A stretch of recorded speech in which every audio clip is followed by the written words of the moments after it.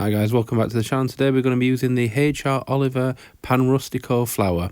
I found it in Spain, this flour, and was on holiday with Oliver in Mallorca. Look at that pizza. This is some fantastic results it makes from what is basically a bread flour.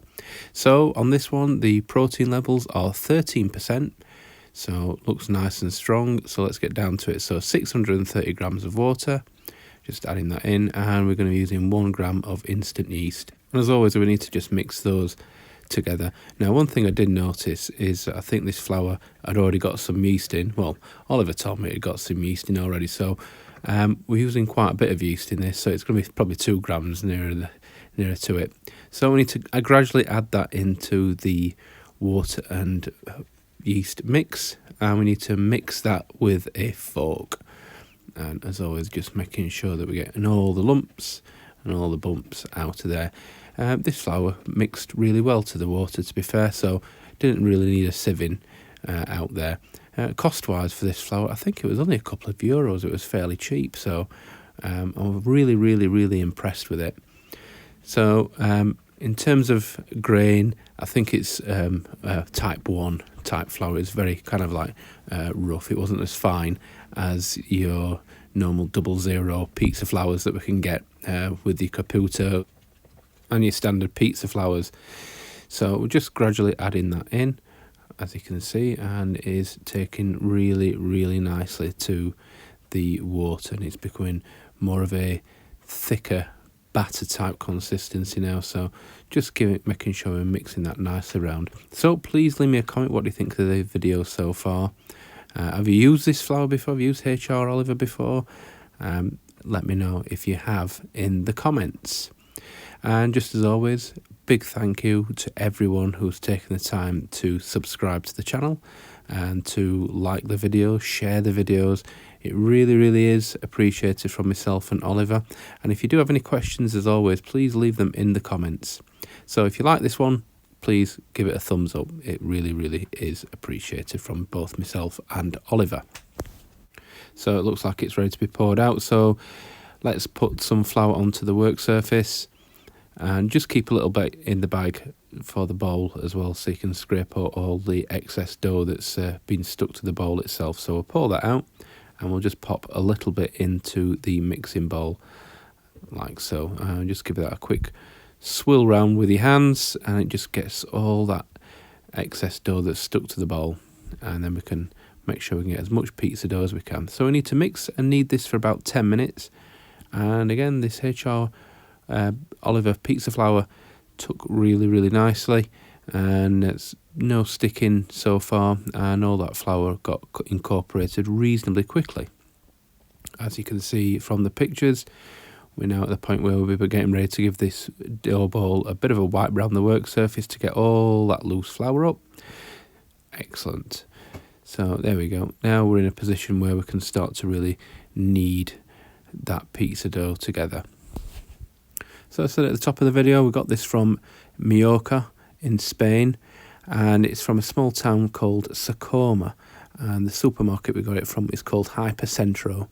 And we were just walking around the supermarket having a bit of a cool off because it was a very hot day, and we just saw the pizza flour, and I thought, oh well, it's called Oliver, so let's give it a go. It can't be all that bad. And we brought it back to the UK. Felt a bit strange taking a kilogram of white powder into your suitcase, but hey ho. And we decided that we would give this one a go on our channel. So if you have used it, as I said before, please leave us a comment. But it was a fantastic flour to work with so far, and we made it into a nice tight ball there. Look at that, it's looking fantastically smooth. We're going to cover that now for an hour, and then after the hour we need to uncover it, and we'll unstick it from the work surface. So just make sure you got your dough scraper with you, and then we're going to add in 25 grams of salt. So just getting ready now, and then we'll just rub that salt in, and then we'll use a bit of a fold over just to make sure the salt is nicely evenly distributed into that dough ball. So just flattening it out, and I'll pop some more salt on the top like so, and rub it in, and then with the dough scraper again we'll add the last bit of salt in there. Marvellous. That's all the salt in.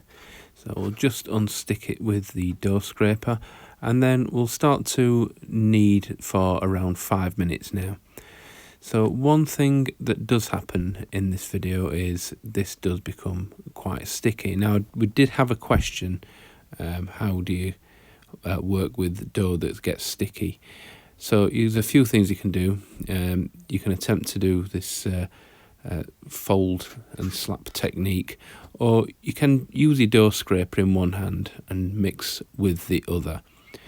But as you can see, look, it's starting to really stick. So I've just got the dough scraper and I'm just using that just to turn. You've got to be just quite forceful and confident with the dough if it starts to stick. But as you can see there, just now lifting and dropping the dough onto the work surface, and that will help it become a little less sticky. But if it doesn't, one of the things you can do is just simply just leave it. It will come back to a state where you'll be able to work with it again. But I'm just using this just to demonstrate that sometimes that is the case and you do have to just leave it alone. But as you can see from them pictures, look, it is incredibly sticky. And you'll notice that I'll try and do a bit of a roll technique as well to see if I can roll it and to make it less sticky. But it didn't really work, if I'm to be totally honest with you. So you'll see in a second that we kind of give up and pop it into the bowl. But you'll see, look, it's still sticking, not quite as bad now to the work surface. And I'm just using, again, the dough scraper there just to get it unstuck. So we'll just gather that round and try and form it into a bowl the best way that we can. We'll pop it back into the mixing bowl and I'll get it unstuck from my hand. So you can see there, look, it's very, very sticky. So there's not much point trying to persist mixing anymore and kneading. So we're going to cover that for 19 hours with the shower cap. Pop that on. That looks fantastic. So here it is before, and here it is after 19 hours. Looking fantastic. Let's make some pizza balls then.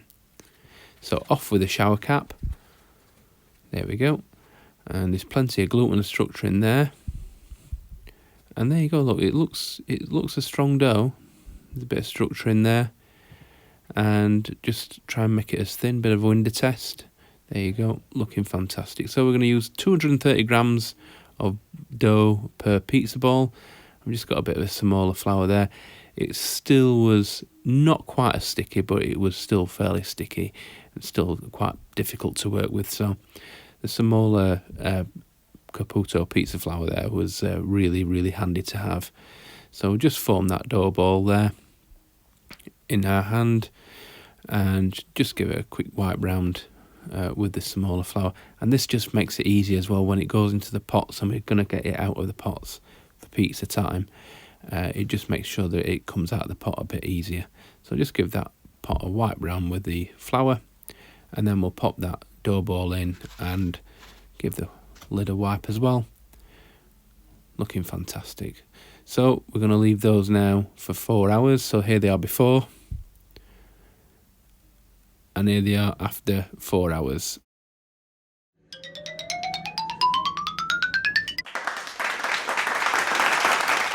So now we're going to be using this La Salle Sicilia pepperoni. We found that in a nice little Italian deli in Manchester. So pizza time is here now. So let's just put a bit of Semolina pizza flour on there, and we'll pop some in the top of the dough ball.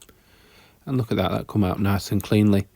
So we'll rub that in the Semolina flour, and with our fingers we'll start to then push out and make the base. So again, leaving about a centimetre circumference with the crust. That'll just make sure we get a nice airy crust, and we're leaving as much air in that crust as we can.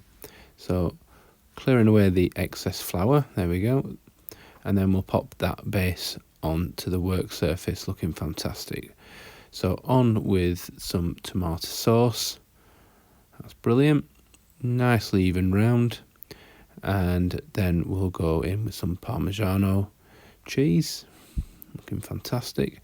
And then we use the grated mozzarella. Looks absolutely beautiful.